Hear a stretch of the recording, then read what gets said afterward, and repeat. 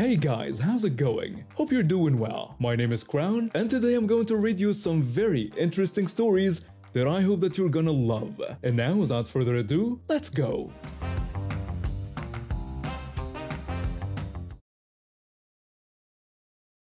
I've been into trains for as long as I can remember. When I was a kid, my dad would take me down to the tracks on weekends, and we'd sit there for hours watching the freight trains roll by. He taught me how to identify different types of locomotives, how to tell which company owned what cars, and how to read the codes on the sides. After he passed away 3 years ago, rail fanning became my way of staying connected to him. Every time I hear that distant horn or feel the rumble of wheels on steel, it's like he's right there with me. Of course, not everyone gets it. At school, I'm known as the guy who likes trains, and not in a cool way. Kids make fun of me in the hallways, post stupid memes about me on social media, and I've had more than a few people tell me to get a real hobby. But I don't care. This is what I love, and I'm not going to stop just because some people think it's weird. My town is small, maybe 5,000 people total, but we've got a main line running right through the center. Trains come through all day and all night, carrying everything from coal to containers to automobiles. There's a crossing on Main Street where I like to set up, right on the public sidewalk where I've got a clear view in both directions. I know the schedule pretty well by now, and Friday afternoons are usually busy. I've been standing there for maybe 20 minutes when she showed up. I heard footsteps behind me and then a sharp voice got through the air. She told me to excuse her, and I felt my stomach drop. Something about her tone told me this wasn't going to be a friendly conversation. I turned around and saw her standing there, a woman maybe in her late 20s with a mask on, except someone had cut a hole right in the center of it, which kind of defeated the whole purpose. I took a breath and tried to stay calm. I asked if I could help her. She demanded to know what on earth I was doing. I told her I was rail fanning. She just stared at me like I'd spoken a different language. I pulled out my phone, opened up the browser, and typed it in. I showed her the definition on the screen. She squinted at it, then looked back up at me with this expression like I was trying to pull one over on her. She asked why I was trespassing on the railroad's property. I started to explain that first of all, this was a public sidewalk, and second, when I wasn't here, I stood 30 feet from the track. But she cut me off before I could finish. She started screaming that this was the most ridiculous thing she'd ever heard. She yelled that I should be arrested for trespassing and that teens these days need to stop making stuff up and read a book. Her face was red. Her hands were waving around. A few people walking by stopped to look. I felt my heart pounding, but I'd dealt with this kind of thing before. I reached into my pocket and started recording on my phone. She noticed and told me to stop that right now. Then she announced she was calling the police. I told her to go ahead. She pulled out her phone and jabbed at the screen. I just stood there, still recording, waiting. I wasn't worried. The cops in this town know me. They know what I do and they know I'm not causing any trouble. A few of them are even into trains themselves. Within minutes, a police car pulled up to the curb. The door opened and the officer stepped out. He's been on the force for about 10 years. And we've rail fanned together more times than I can count. He's got a whole collection of photos from different spots around the state. When he saw me, he smiled. He greeted me and said it was a pretty nice day for some rail fanning. I returned the greeting and asked how his family was doing. He said they were doing well and thanked me for asking. I looked over at Karen. Her face had gone completely pale. She looked like she'd just swallowed a lemon. The officer turned to her, his expression neutral and professional. He told her he understood she'd called in a complaint and asked what the problem was. She exploded, saying that I had been harassing her and that I'd assaulted her. She claimed I was trespassing on railroad property and that I needed to be arrested right now. The officer raised an eyebrow and looked back at me, then at Karen. He asked her if she could explain what happened. She said I was standing there taking pictures, and when she asked what I was doing, I got aggressive and threatened her. He asked me if that was true. I told him no, that I was standing on the public sidewalk when she came up to me and started yelling. I explained what rail fanning was to her, and she accused me of trespassing. Then she said she was going to call the police, and I told her to go ahead. I added that I didn't touch her or threaten her, and that I had it all recorded on my phone if he'd like to see. The officer nodded and turned back to Karen. Before he could say anything else, a voice called out from across the street. Someone yelled for the officer's attention. I looked over and saw an older couple sitting at one of the outdoor tables at the cafe. The man was standing up now, waving. The officer walked over to them and I followed. Karen stayed where she was, her arms crossed, her foot tapping. The officer asked if they could tell him what they saw. The man said they'd been sitting there for the past half hour. He explained that I was just standing there minding my own business when she walked up and started yelling at me. He said I didn't do anything wrong and that she was the one who was causing a scene. His wife agreed and added that I was very polite. She said Karen was the one who was being aggressive. The officer nodded and thanked them. He walked back over to Karen and I could see her starting to panic. Her eyes darted around like she was looking for an escape route. The officer told her that, based on witness testimony and the fact that I had video evidence, he was going to have to cite her for harassment and false use of emergency services. He explained that she'd called in a false report and that was a serious offense. She sputtered that this was ridiculous and demanded to speak to his supervisor. He told her she was welcome to do that at the station, but right now he needed her to provide her identification. She argued for a few more minutes, but eventually she handed over her driver's license. The officer wrote her up and she walked off to her car, slamming the door hard enough that I heard it echo down the street. The officer turned back to me and shook his head. He apologized for what happened and said some people just don't understand. I told him it was okay and thanked him for handling it. He said it was no problem, then mentioned he'd heard there was a special train running through tomorrow morning around 6. He asked if I was going to be out here. I told him I wouldn't miss it. He said he'd bring coffee. He got back in his car and drove off. I turned back to the tracks, checked my camera settings, and waited. About 10 minutes later, I heard the horn in the distance. I raised my camera, and the train came into view, rolling through town just like it always did. I snapped a few shots, watched it disappear around the bend, and that was it. I met my now husband 12 years ago, and it was like something clicked into place. We knew after just a week that this was it, but we dated for a full year anyway, just to be certain. When I introduced him to my family, things went south fast. They hated him right away. They said we hadn't been together long enough. They looked down on him because he worked as a farmhand. When I brought him to meet my extended family, my uncle offered to bury him in the back 40 for me. Yeah, that really happened. After that disaster, we decided to skip the drama and elope at the courthouse. Simple, cheap, and drama-free. Or so we thought. My mother started calling constantly, pressuring me to have a real wedding. She went on and on about how I'd regret not having one, how it was important, how family needed to be there. My husband and I talked it over and figured we could do something small. Neither of us had much money, and our families weren't offering to help. We planned a tiny ceremony in the woods or at a park, just parents and siblings. Natural, intimate, perfect. But Karen said that wouldn't work. She insisted it needed to be in the backyard because it would be easier. Fine, whatever. We picked a date. She told me she couldn't do that date because there was a quilt show she wanted to attend. We picked another date. She had another excuse, then another. Eventually, she just picked the date herself. I should have said no, should have put my foot down, but my mother has always been manipulative. She'd cry to my father and he'd come to me looking exhausted. He'd tell me to just make her happy, that it would make her so happy if I just did this one thing. I couldn't say no to him. He looked so tired all the time, so I gave in for his sake, not hers. With the ceremony now happening, I suggested we have a buck and do to raise money. For anyone who doesn't know, that's a public party where people buy tickets to help the bride and groom pay for their wedding.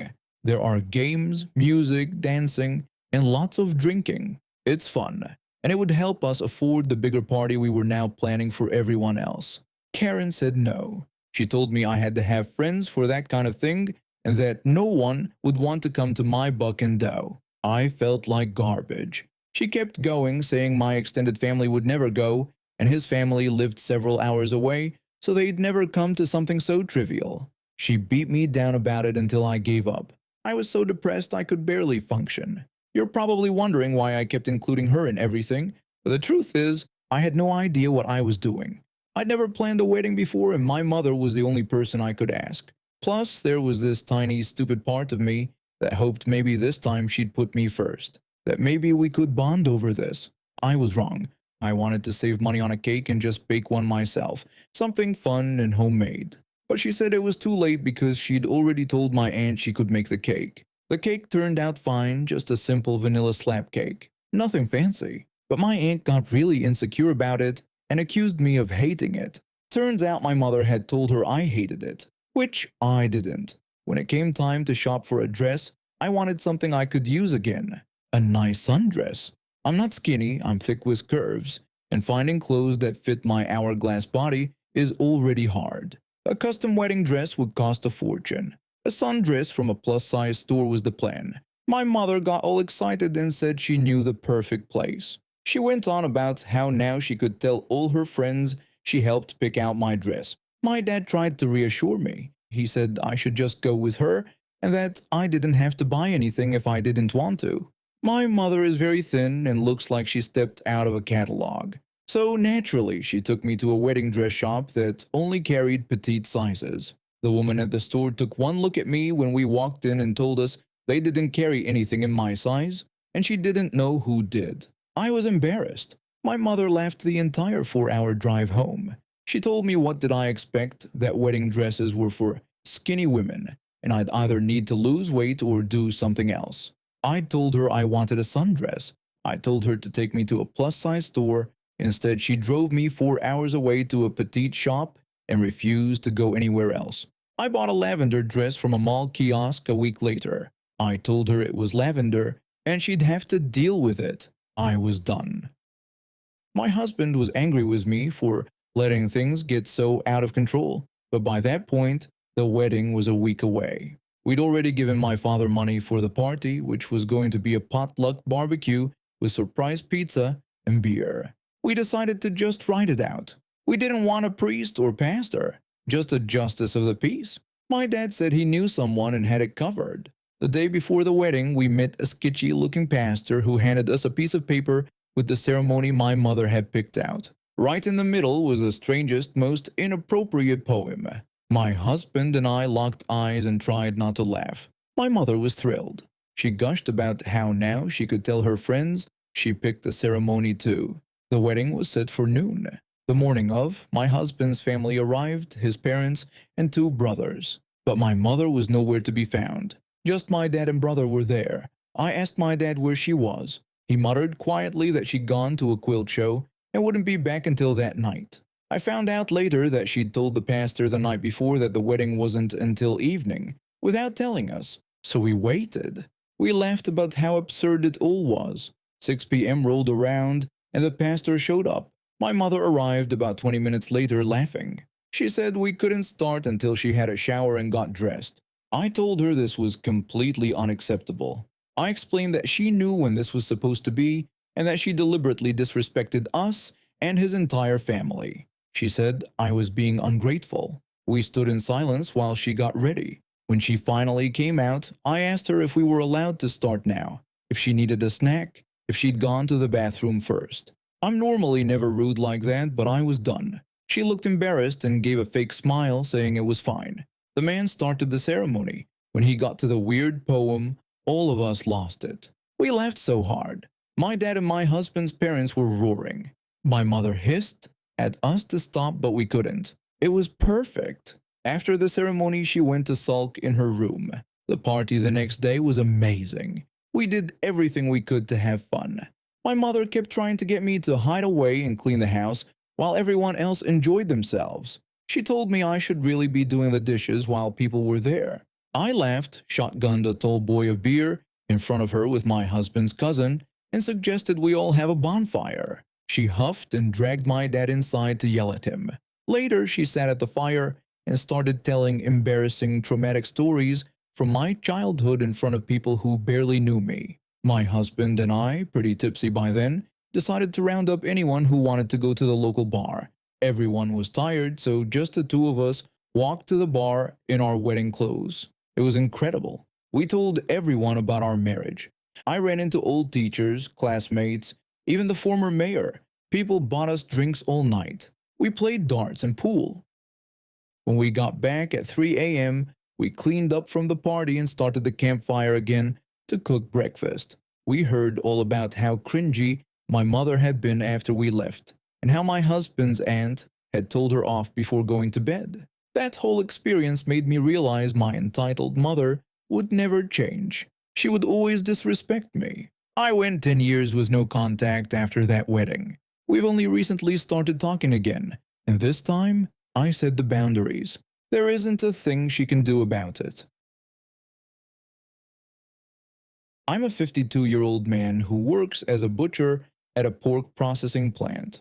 For most of my life, I thought those stories about entitled people were exaggerated or made up. I've lived in this small town in southeast Iowa my whole life, except for 6 years in the military. 20,000 people isn't that big, and everyone generally minds their own business. I served in Operation Desert Storm back in the early 90s and got discharged in 1996. That experience taught me a lot about keeping my cool under pressure, but it also taught me that you never know what someone's been through just by looking at them. The other day I was at our neighborhood grocery store picking up a couple loaves of bread because I'd run out. Nothing special, just a quick trip. For context, the employees at this store wear red polo shirts with the company name embroidered on the left side, along with khaki or black pants and colored aprons depending on their department. Black aprons for the meat counter and deli, red for the floor workers, green for floral, and white lab coats for pharmacy staff. Pretty standard stuff. I barely been standing in the bread aisle for maybe 10 seconds when I felt this weird presence behind me. You know that feeling when someone's standing way too close? I turned around with a start and there was this woman practically breathing down my neck. She frowned at me like I'd done something wrong. I told her she shouldn't stand behind people like that because you never know how they'll react. She just stared at me and said she needed my help. I should have caught the tone right there, should have recognized the demand in her voice. But I didn't, and that was my mistake. I'm usually pretty level-headed. I've seen enough violence in my life that I'd give anything to just live in peace. But I'll be honest, when I do get angry, it's not a slow burn. It's immediate, like flipping a switch. Still, I've gotten pretty good at keeping that under control over the years. I suggested that if she wanted help, she should ask one of the actual employees. She looked at me like I was stupid and said she was asking an employee. I was confused for a second, then it hit me. She thought I worked there. I told her clearly that I didn't work at the store. I looked down at myself. Black t-shirt, black cargo pants, black socks, black sneakers. Nothing even remotely close to the employee uniform. But apparently that didn't matter to her. She started yelling at me not to lie to her and insisted that I worked there. I could feel my patience starting to wear thin. This woman was really pushing it. I asked her what exactly about my clothes made her think I was an employee. She screamed even louder that I was wearing an employee uniform and that I needed to help her right now. That was it. That was the line. I'm 6'1" and weigh about 210 pounds. I'm not a small guy and my voice is naturally pretty deep. When I raise it, I can sound pretty intimidating. I've accidentally scared people before without meaning to. But right now I meant to. I yelled back at her with this booming growl, asking what part of not working there she didn't understand and calling her an irritating pencil neck. My voice probably echoed through half the store.